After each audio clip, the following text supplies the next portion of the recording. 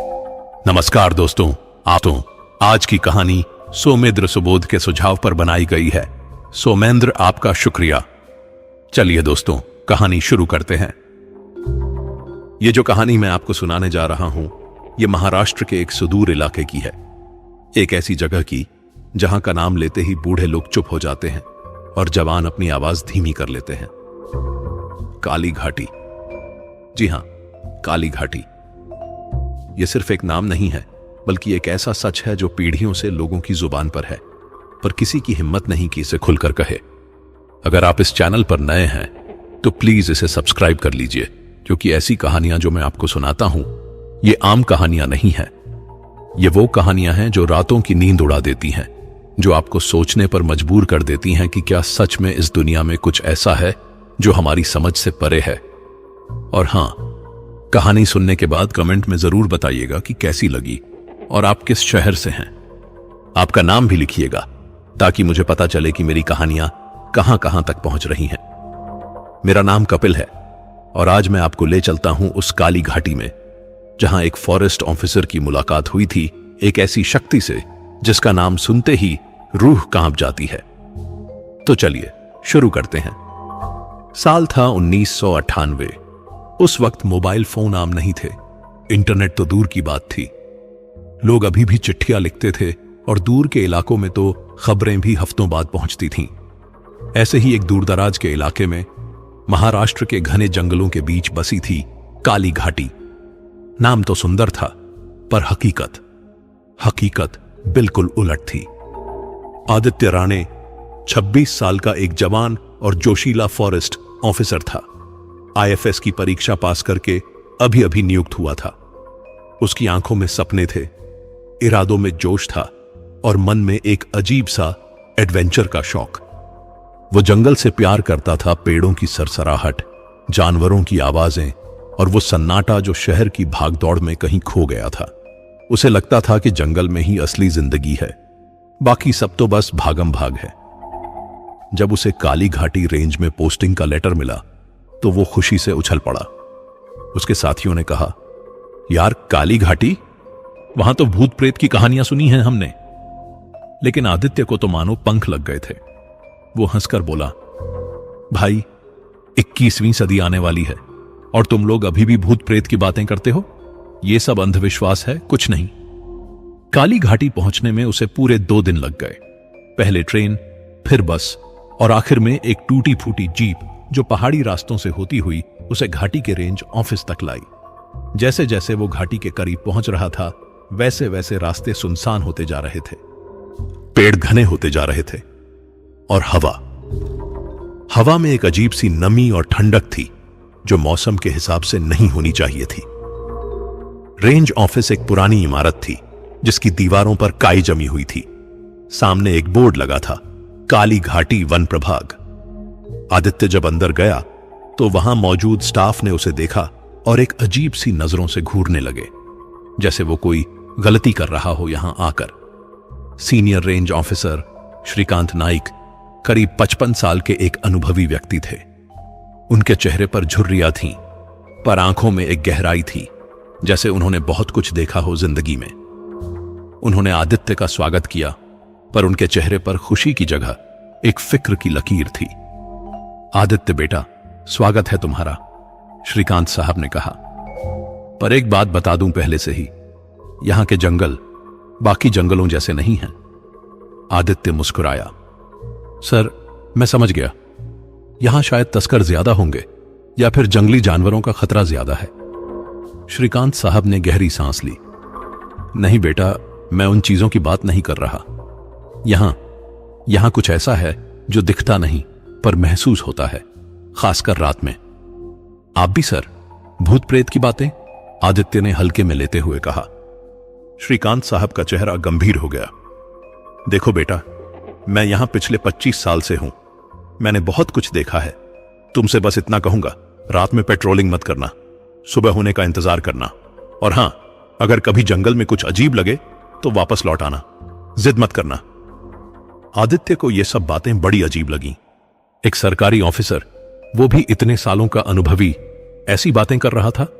पर उसने सोचा कि शायद ये लोग यहां के अकेलेपन और सुनसान माहौल की वजह से ऐसा महसूस करते होंगे। उसे एक छोटा सा क्वार्टर दिया गया जो रेंज ऑफिस से थोड़ी दूर एक टीले पर था। क्वार्टर पुराना था पर साफ सुथरा था। उसने अपना सामान रखा और खिड़की से बाहर देखा। सामने घना जंगल फैला हुआ था जहां तक नजर जाती थी। पेड़ इतने घने थे कि सूरज की रोशनी भी मुश्किल से जमीन तक पहुंचती होगी। और दूर, बहुत दूर, पहाड़ों के बीच एक अंधेरी सी घाटी नजर आ रही थी, जैसे वहां कोई काला बादल स्थायी रूप से छाया हुआ हो। वो है काली घाटी, पीछे से एक आवाज आई। आदित्य ने मुड़कर देखा। एक बूढ़ा चौकीदार खड़ा था। उसका नाम रामू काका था। वो जो दिख रही है ना बेटा, वो घाटी, रामू काका ने कहा। वहां रात को मत जाना, वहां वो रहता है। कौन रहता है? आदित्य ने पूछा। रामू काका ने चारों तरफ देखा जैसे कोई सुन न ले, फिर धीमी आवाज में बोला, ब्राह्म राक्षस। आदित्य हंस पड़ा। काका, आप भी? ब्राह्म राक्षस? ये तो बचपन की कहानियों में होता है। रामू काका की आंखें गंभीर हो गईं। बेटा, जब तक खुद नहीं देखोगे तब तक नहीं मानोगे, पर जब देख लोगे तो शायद देर हो जाए। यह कहकर वो चला गया और आदित्य वहीं खड़ा रह गया, उस काली घाटी को देखते हुए। शाम ढलने लगी थी। जंगल में अंधेरा जल्दी उतरता है और काली घाटी में तो और भी जल्दी। आदित्य ने सोचा कि वो रात में ही एक चक्कर लगा आए। आखिर वो फॉरेस्ट ऑफिसर जो था, उसे तो जंगल को जानना ही पड़ेगा ना। श्रीकांत साहब ने मना किया, आदित्य, पहली रात को आराम करो, कल सुबह मैं तुम्हें पूरा इलाका घुमा दूंगा। पर आदित्य का मन नहीं माना। उसे लगा कि अगर पहली रात को ही डर गया तो फिर आगे कैसे काम करेगा। उसने तय किया कि वो जाएगा, और वो भी अकेला। रात के 10 बजे उसने एक पुरानी जीप ली, टॉर्च और एक छोटी सी डायरी जिसमें वो अपने अनुभव लिखता था। उसने इंजन स्टार्ट किया और धीरे धीरे जंगल की तरफ बढ़ने लगा। पीछे से रामू काका चिल्लाया, बेटा मत जाओ। पर आदित्य की जीप अंधेरे में गुम हो चुकी थी। जंगल का रास्ता संकरा था। दोनों तरफ ऊंचे ऊंचे पेड़ थे जिनकी शाखाएं ऊपर से आपस में मिलकर एक छत बना रही थीं। चांद की रोशनी भी मुश्किल से अंदर आ पा रही थी। जीप की हेडलाइट्स ही एकमात्र रोशनी थी। आदित्य ने देखा कि जंगल में सच में अजीब सा सन्नाटा था। कोई चिड़िया नहीं चहक रही थी, कोई जानवर की आवाज नहीं आ रही थी, बस उसकी जीप के इंजन की आवाज, और कुछ नहीं। करीब आधा घंटा चलने के बाद वो उस मोड़ पर पहुंचा जहां से काली घाटी शुरू होती थी। यहां हवा और भी ठंडी हो गई थी और एक अजीब सी बदबू आ रही थी, जैसे कुछ सड़ रहा हो। आदित्य ने अपनी जीप रोकी और टॉर्च लेकर बाहर निकला। जैसे ही उसने टॉर्च की रोशनी जंगल में डाली, उसे लगा जैसे कुछ हिला, पर ध्यान से देखा तो कुछ नहीं था, सिर्फ पेड़, झाड़ियां और अंधेरा। शायद हवा होगी, उसने खुद से कहा। पर फिर वो आवाज आई, धम, जैसे किसी ने जमीन पर बहुत जोर से पैर पटका हो। आदित्य की धड़कन तेज हो गई। ठम ठम, 2 और आवाजें, और ये आवाजें उसकी तरफ आ रही थीं। आदित्य ने जल्दी से टॉर्च की रोशनी उस दिशा में की जहां से आवाज आ रही थी, और जो उसने देखा वो उसकी जिंदगी का सबसे डरावना पल था। दूर पेड़ों के बीच कोई खड़ा था, बहुत ऊंचा, शायद 8-9 फीट, पूरी तरह से काला, सिर्फ एक फटी हुई सफेद धोती जैसी कोई चीज पहने हुए। उसके बाल इतने लंबे थे कि जमीन तक आ रहे थे, और वो उसकी तरफ देख रहा था। नहीं, सिर्फ देख नहीं रहा था, घूर रहा था। आदित्य की सांसें रुक गईं, उसके हाथ कांपने लगे, टॉर्च भी हिलने लगी, और फिर वो चीज एक कदम आगे बढ़ी। ठम, जमीन कांप गई, पेड़ों की पत्तियां हिल गईं। आदित्य पीछे हटने लगा। उसे समझ नहीं आ रहा था कि यह क्या था। इंसान?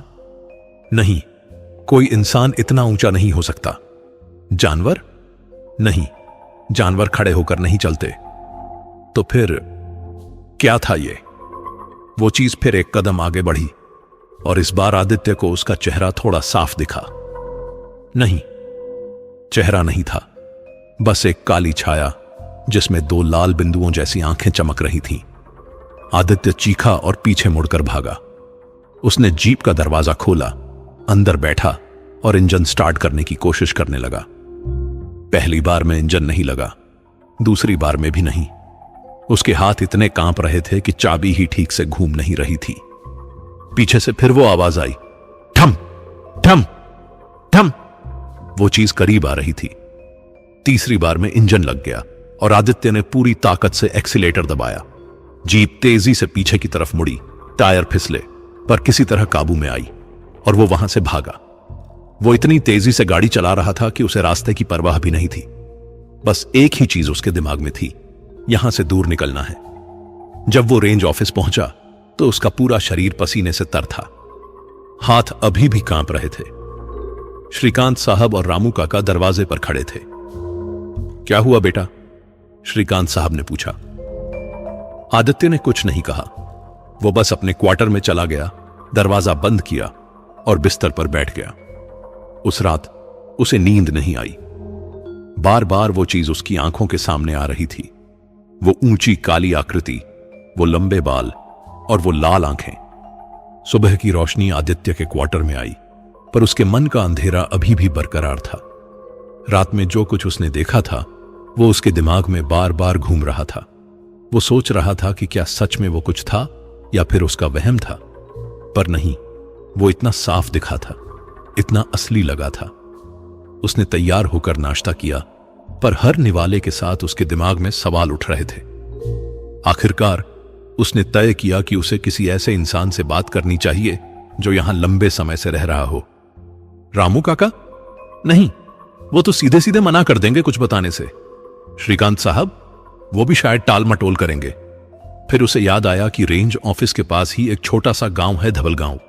वहां के लोग पीढ़ियों से यहीं रहते हैं, शायद वहां से कुछ पता चले। आदित्य दोपहर के वक्त धवल गांव पहुंचा। गांव छोटा था, शायद 20-25 घर होंगे। घर भी पुराने थे, मिट्टी और पत्थरों के बने हुए। गांव में एक अजीब सी खामोशी थी। बच्चे भी जोर जोर से नहीं खेल रहे थे, बस धीमी आवाज में। औरतें घरों के अंदर थीं और जो बाहर थीं वो भी जल्दी जल्दी अपना काम निपटाकर अंदर जा रही थीं। आदित्य ने एक बूढ़े आदमी को देखा जो एक पीपल के पेड़ के नीचे बैठा था। उसके बाल सफेद थे, चेहरे पर झुर्रियां थीं, पर आंखें अभी भी तेज थीं। आदित्य उसके पास गया। नमस्कार काका, आदित्य ने कहा। बूढ़े ने उसे देखा, फिर धीरे से सिर हिलाया। नमस्कार बेटा, तुम नए फॉरेस्ट ऑफिसर हो ना? आदित्य? जी हां, आप मुझे कैसे जानते हैं? बेटा, यहां गांव छोटा है, सब पता चल जाता है, बैठो। आदित्य उसके बगल में बैठ गया। कुछ देर दोनों चुप रहे। फिर बूढ़े ने पूछा, काली घाटी गए थे रात को? आदित्य चौंक गया। आपको कैसे पता? तुम्हारे चेहरे पर लिखा है बेटा, वो डर, वो घबराहट मैंने पहले भी देखी है। और फिर रामू काका ने बताया कि तुम रात को गए थे। आदित्य ने गहरी सांस ली। काका, मैंने वहां कुछ देखा, कुछ ऐसा जो मैं समझ नहीं पाया। बूढ़े ने उसकी तरफ देखा। उसकी आंखों में एक गहरी उदासी थी। क्या देखा बेटा? एक बहुत ऊंची आकृति, काली, लंबे बालों वाली, लाल आंखों वाली। वो मेरी तरफ आ रही थी। बूढ़ा धीरे से बोला, ब्राह्म राक्षस। आदित्य को फिर वही नाम सुनाई दिया जो रामू काका ने कहा था। यह ब्राह्म राक्षस क्या है काका? प्लीज मुझे बताइए। बूढ़े ने चारों तरफ देखा जैसे कोई सुन न ले, फिर धीमी आवाज में बोलना शुरू किया। बेटा, यह कहानी बहुत पुरानी है।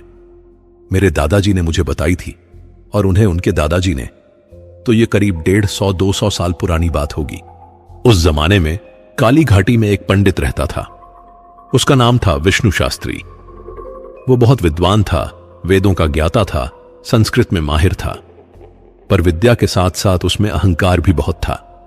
उसे लगता था कि उससे बड़ा विद्वान इस दुनिया में कोई नहीं। एक दिन एक सन्यासी काली घाटी से गुजर रहा था। वो एक सिद्ध योगी था जिसने तप करके कई शक्तियां प्राप्त की थीं। उसने गांव के बाहर एक पीपल के पेड़ के नीचे डेरा डाला और यज्ञ शुरू किया। गांव के लोग उसके पास आने लगे, उसका आशीर्वाद लेने लगे। विष्णु शास्त्री को यह देखकर जलन होने लगी। उसे लगा कि अब लोग उसे भूल जाएंगे और इस सन्यासी की पूजा करने लगेंगे। उसका अहंकार उसे खाने लगा। उसने सोचा कि किसी तरह इस सन्यासी को यहां से भगाना होगा। एक रात जब सन्यासी यज्ञ कर रहा था, विष्णु शास्त्री वहां पहुंचा। उसके मन में एक घिनौनी योजना थी। उसने सन्यासी से कहा कि वो भी यज्ञ में शामिल होना चाहता है। सन्यासी को कोई शक नहीं हुआ। उसने विष्णु शास्त्री को स्वागत किया। पर जैसे ही यज्ञ का सबसे महत्वपूर्ण पल आया, जब सन्यासी ध्यान में था, विष्णु शास्त्री ने उसके पीछे से एक भारी पत्थर उठाया और उसके सिर पर दे मारा। सन्यासी वहीं गिर पड़ा। खून बहने लगा। उसकी सांसें धीमी होने लगी। पर मरने से पहले उसने अपनी आंखें खोली और विष्णु शास्त्री को देखा। उसके होंठों पर एक कड़वी मुस्कान आई।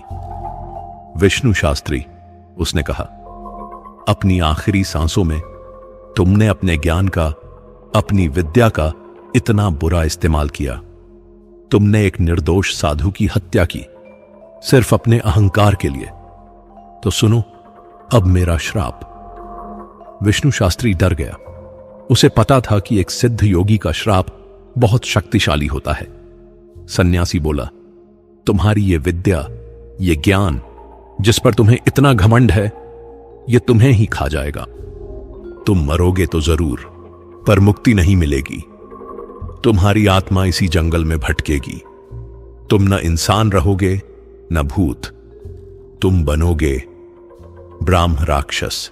न तुम्हें जीवन मिलेगा न मृत्यु, बस एक अधूरा अस्तित्व जो हमेशा तड़पता रहेगा। और जो भी तुम्हारी तरह अहंकारी होगा, जो भी इस जंगल में रात को आएगा, तुम उसे भी अपने साथ बांध लोगे। यह कहकर सन्यासी ने अपनी आखिरी सांस ली और उसी पल आसमान में बिजली कड़की, तेज हवा चली और पूरा जंगल कांप उठा। विष्णु शास्त्री घबरा गया। उसने सन्यासी के शव को जंगल में छिपा दिया और भाग गया। पर उस रात से उसकी जिंदगी बदल गई। उसे हर रात बुरे सपने आने लगे। उसे लगने लगा कि कोई उसका पीछा कर रहा है। धीरे धीरे वो पागल होने लगा। 6 महीने बाद एक सुबह गांव वालों ने देखा कि विष्णु शास्त्री का घर खुला हुआ है। वो अंदर गए तो उन्होंने विष्णु शास्त्री को मरा हुआ पाया। पर उसका चेहरा ऐसा था जैसे उसने कोई बहुत भयानक चीज देखी हो। उसकी आंखें फटी हुई थीं, मुंह खुला हुआ था और उसी रात से काली घाटी में अजीब चीजें होने लगीं। रात को भारी पैरों की आवाजें आने लगीं। लोगों को लंबे बालों वाली एक काली आकृति दिखने लगी। जो भी रात को जंगल में जाता, वो या तो वापस नहीं आता या फिर इतना डर जाता कि बोल नहीं पाता था। लोगों ने समझा कि यह विष्णु शास्त्री की आत्मा है, जो श्राप की वजह से ब्राह्म राक्षस बन गई है। और तब से आज तक वो इस जंगल में है। कभी कभी दिखता है, कभी कभी नहीं, पर है वो हमेशा। बूढ़े ने अपनी कहानी खत्म की। आदित्य पूरी तरह से स्तब्ध था। उसे विश्वास नहीं हो रहा था कि यह सब सच हो सकता है। पर काका, आदित्य ने कहा, ये तो एक कहानी है। हो सकता है कोई जंगली जानवर हो या फिर। बूढ़े ने उसकी बात बीच में ही काट दी। बेटा, मैं तुम्हारी उम्र का था जब मैंने उसे पहली बार देखा था। मैं और मेरे 2 दोस्त, हम तीनों शर्त लगाकर रात को जंगल में गए थे। हमने सोचा था कि यह सब झूठ है, बुजुर्गों की डराने वाली कहानियां हैं। पर जब हम घाटी के पास पहुंचे तो हमने उसे देखा। वही काली आकृति, वही लंबे बाल, वही लाल आंखें। मेरे 2 दोस्त तो वहीं बेहोश हो गए। मैं किसी तरह उन्हें घसीटता हुआ वापस लाया। उसके बाद से मेरे दोनों दोस्त कभी ठीक नहीं हुए। एक तो 6 महीने में ही मर गया और दूसरा पागल हो गया। वो आज भी अपने घर में रहता है, पर बोलता नहीं है, बस खिड़की से बाहर देखता रहता है, जंगल की तरफ। आदित्य को अब डर सच में लगने लगा था। ये सिर्फ कहानियां नहीं थी, लोगों ने सच में कुछ देखा था।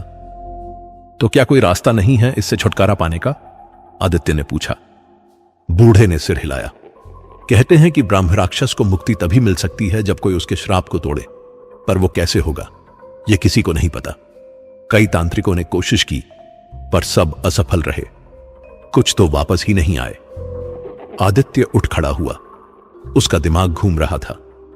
एक तरफ उसकी तर्कशील सोच थी जो कहती थी कि यह सब अंधविश्वास है, पर दूसरी तरफ उसने खुद अपनी आंखों से कुछ देखा था और ये गांव वाले, इनकी आंखों में जो डर था वो झूठा नहीं लग रहा था। शुक्रिया काका, मुझे सच बताने के लिए, आदित्य ने कहा।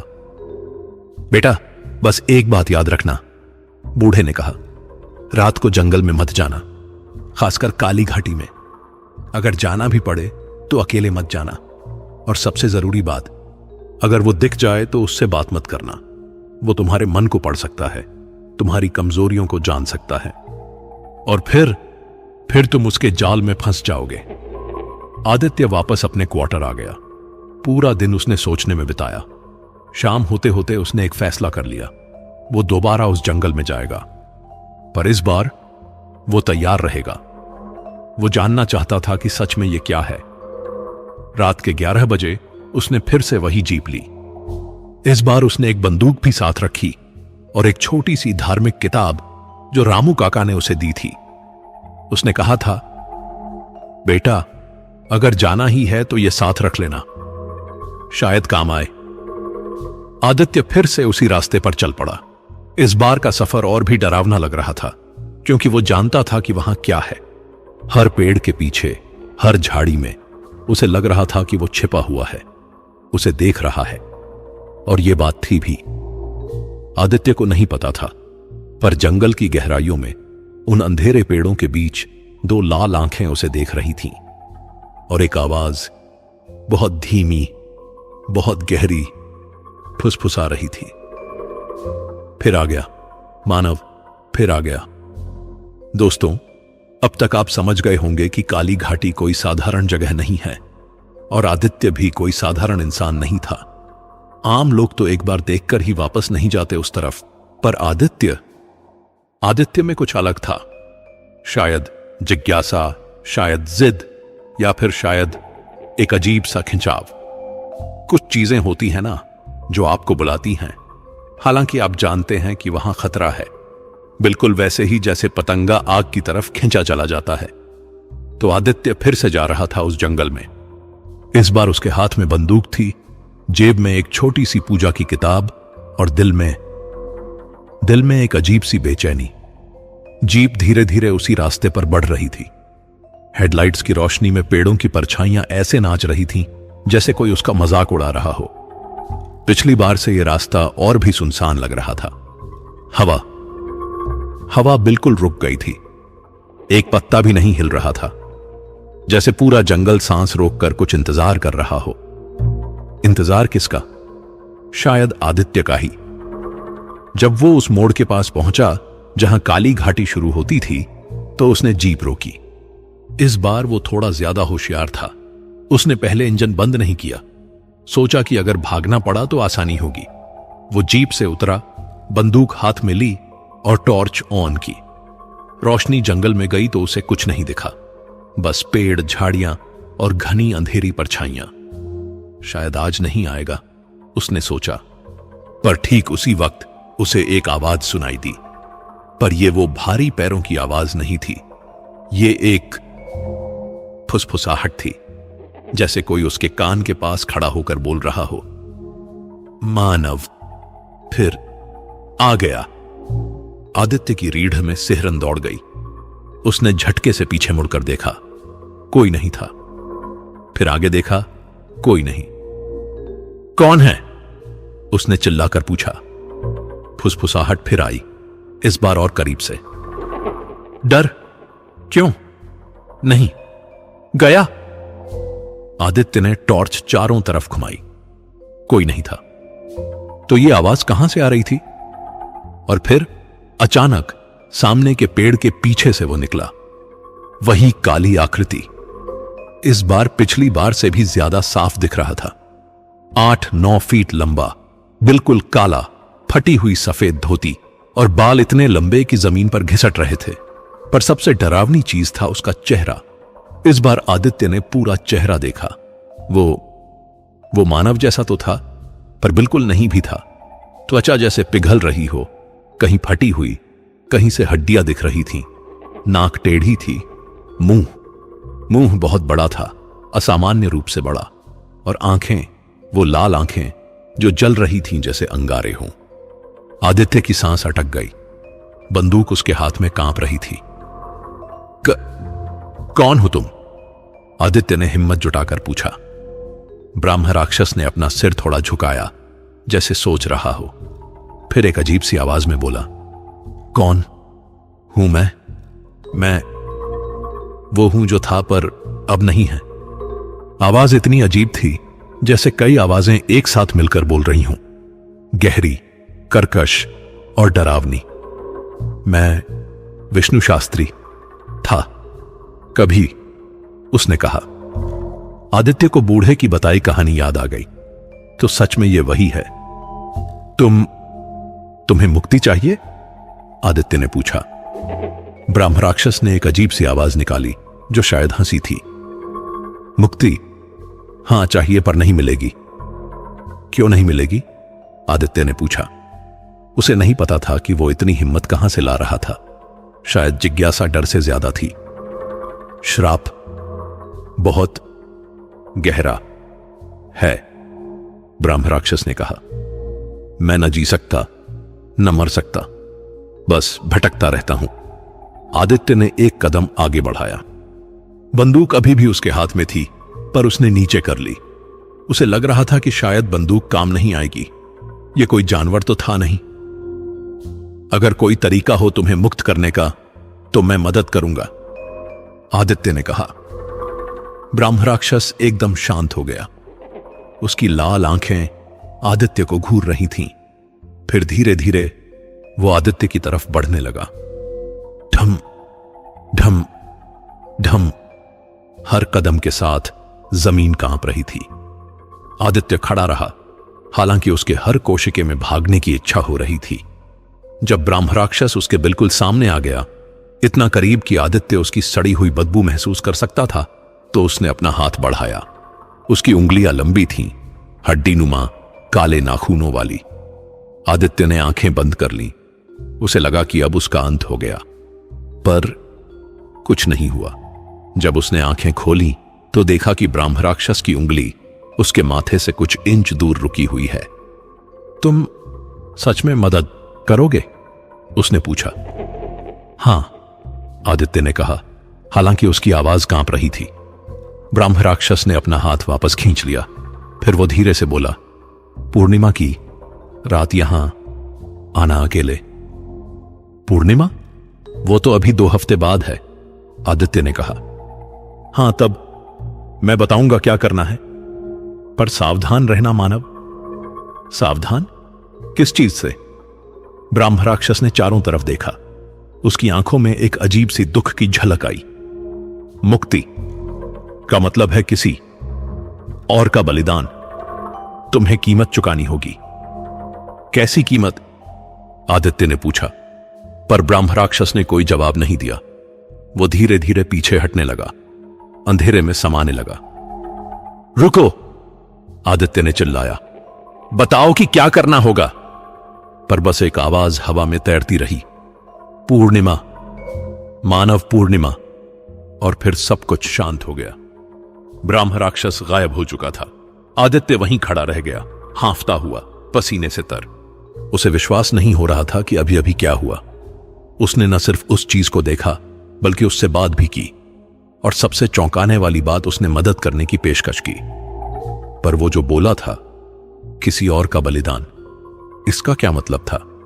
क्या उसे अपनी जान देनी होगी या किसी और की? आदित्य वापस जीप में बैठा और वहां से चल दिया। पूरे रास्ते उसके दिमाग में यही सवाल घूम रहे थे। जब वो अपने क्वार्टर पहुंचा तो सुबह होने वाली थी। उसने खिड़की से बाहर देखा। दूर काली घाटी अभी भी अंधेरे में डूबी हुई थी। अगले 2 हफ्ते आदित्य के लिए बहुत मुश्किल रहे। दिन में वो अपना काम करता, पर मन उसका वहीं अटका रहता। रात को नींद नहीं आती। बार बार वो ब्राह्मण राक्षस का चेहरा देखता, उसकी आवाज सुनता। उसने कई किताबें पढ़ी, इंटरनेट पर, जो उस वक्त बहुत धीमा था, सर्च किया, पर ब्राह्मण राक्षस के बारे में ज्यादा जानकारी नहीं मिली।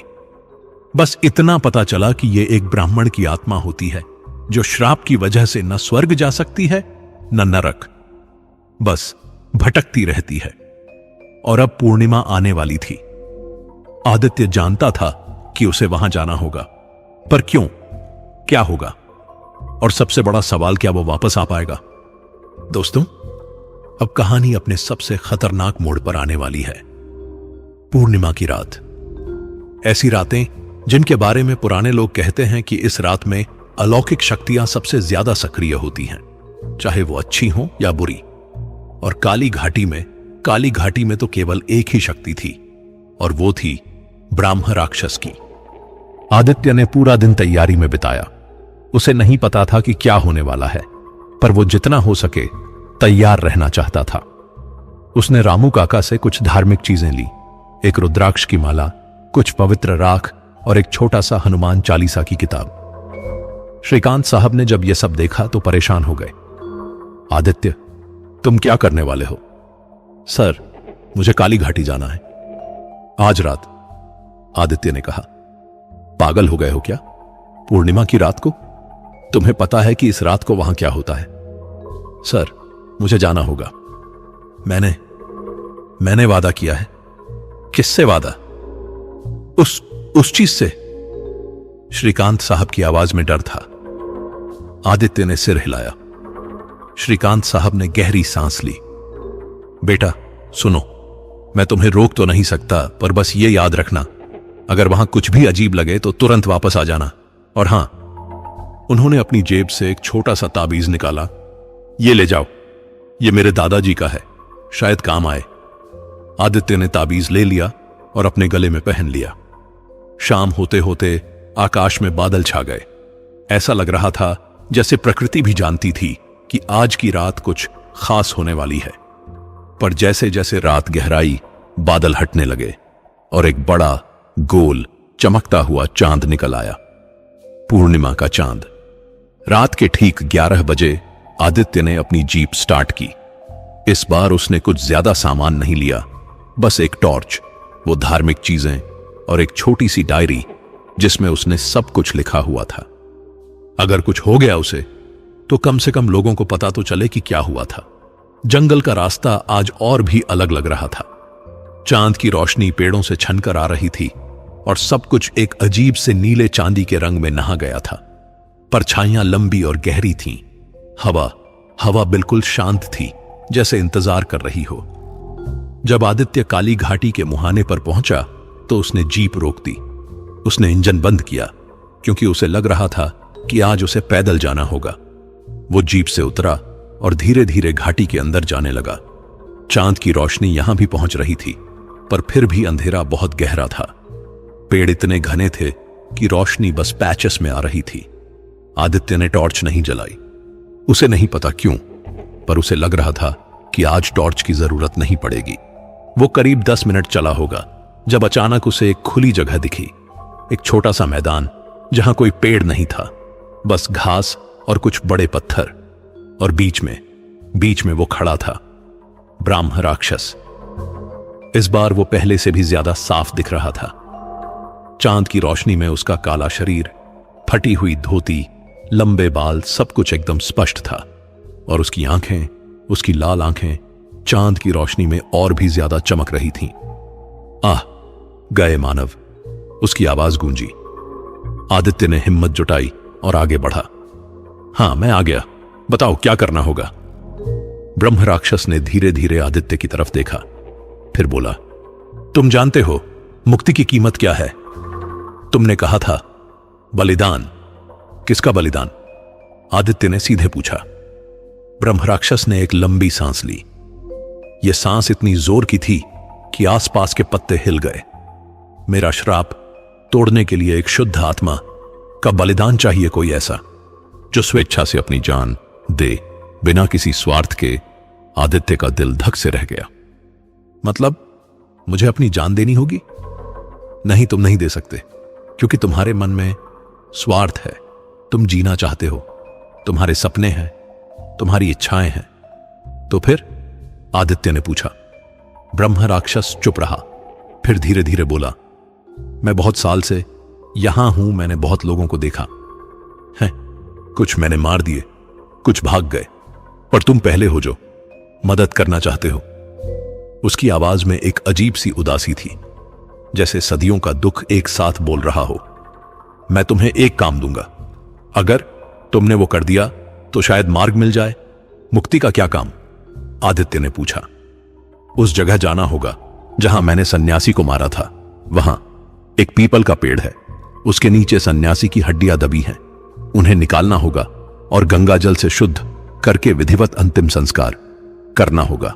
आदित्य ने सोचा, बस इतना ही? यह तो आसान है।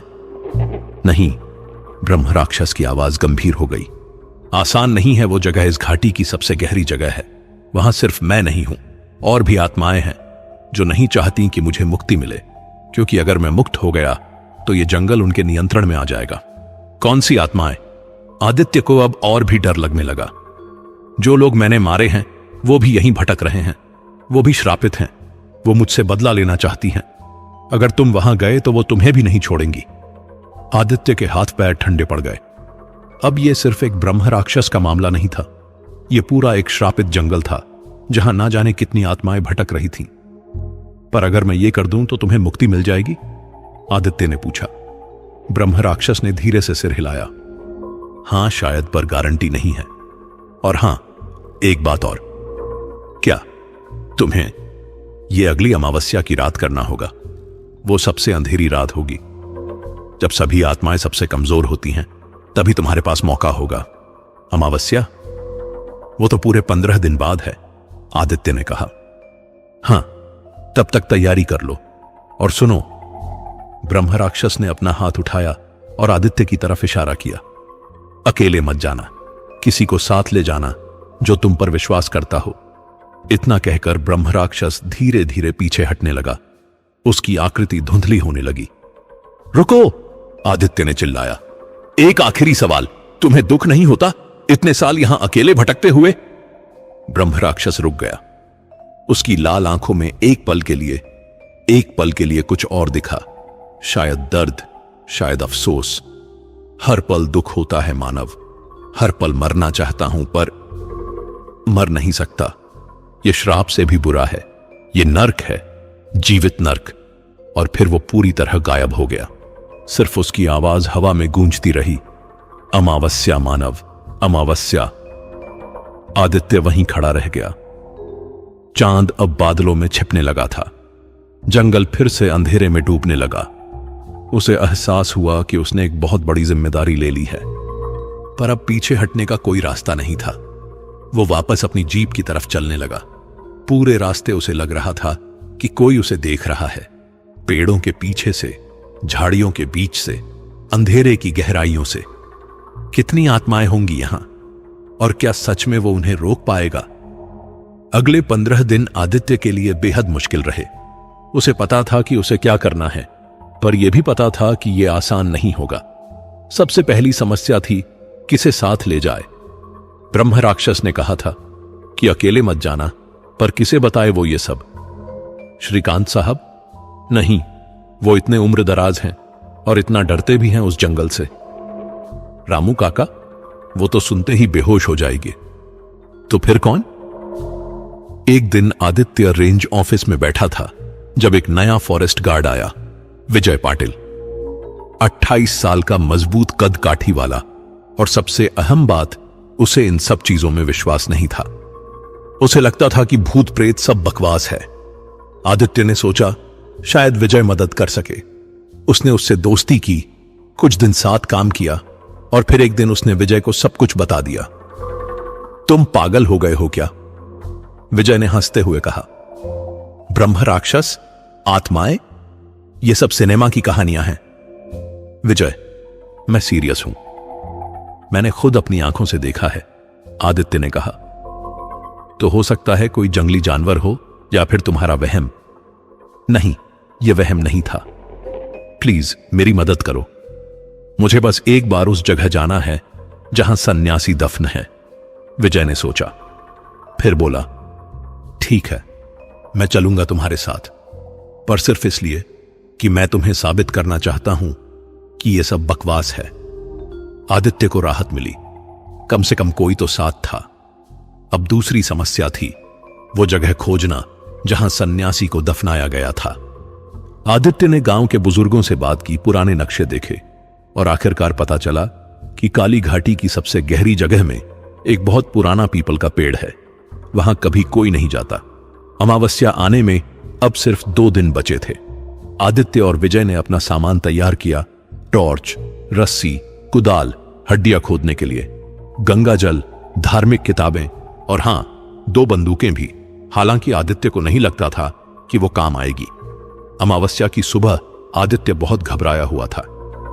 उसने अपनी डायरी में लिखा, आज रात मैं वहां जा रहा हूं, नहीं पता क्या होगा। अगर मैं वापस नहीं आया तो जो भी ये पढ़ रहा है वो जान ले कि काली घाटी सच में श्रापित है। और हां, अगर हो सके तो वो काम पूरा कर देना जो मैं शुरू कर रहा हूं।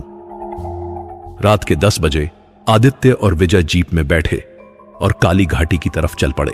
आज रात आसमान में बिल्कुल अंधेरा था। चांद नहीं था, तारे भी बादलों में छिपे हुए थे। बस उनकी जीप की हेडलाइट्स ही रोशनी थी। यार, सच में बहुत डरावना लग रहा है, विजय ने कहा। हालांकि वो अभी भी विश्वास नहीं कर रहा था। बस थोड़ी देर विजय, जल्दी ही सब खत्म हो जाएगा, आदित्य ने कहा। पर आदित्य को खुद नहीं पता था कि आज की रात क्या होने वाला है और क्या वो सच में इस रात के बाद जीवित बचेंगे। दोस्तों, अमावस्या की रात को अंधेरे की रात कहा जाता है। ऐसी रात जब चांद नहीं होता, जब अंधेरा सबसे गहरा होता है। और काली घाटी में तो अमावस्या की रात ऐसी होती है जैसे पूरी दुनिया ही खत्म हो गई हो। बस अंधेरा, सन्नाटा और एक अजीब सा डर जो हवा में तैरता रहता है। जीप धीरे धीरे उस रास्ते पर बढ़ रही थी जो काली घाटी की सबसे गहरी जगह की तरफ जाता था। आदित्य और विजय दोनों चुप थे। विजय के चेहरे से अब वो हंसी गायब थी। शायद जंगल की गहराई और अंधेरे ने उसे भी थोड़ा सचेत कर दिया था। आदित्य, वो देखो, विजय ने अचानक कहा। सामने हेडलाइट्स की रोशनी में एक बहुत बड़ा और पुराना पीपल का पेड़ दिख रहा था। उसकी जड़ें इतनी मोटी थीं कि जमीन फट गई थी। तना इतना चौड़ा था कि शायद 5 लोग मिलकर भी उसे नहीं घेर सकते थे। और सबसे अजीब बात, उस पेड़ पर एक भी पत्ता नहीं था, बिल्कुल सूखा, मृत। यही है वो जगह, आदित्य ने कहा। उन्होंने जीप रोकी और उतर गए। आदित्य ने अपना बैग उठाया जिसमें सारा सामान था और विजय ने कुदाल और टॉर्च ली। जैसे ही वो पेड़ के पास पहुंचे, एक अजीब सी ठंडक महसूस हुई। हवा बिल्कुल रुक गई थी।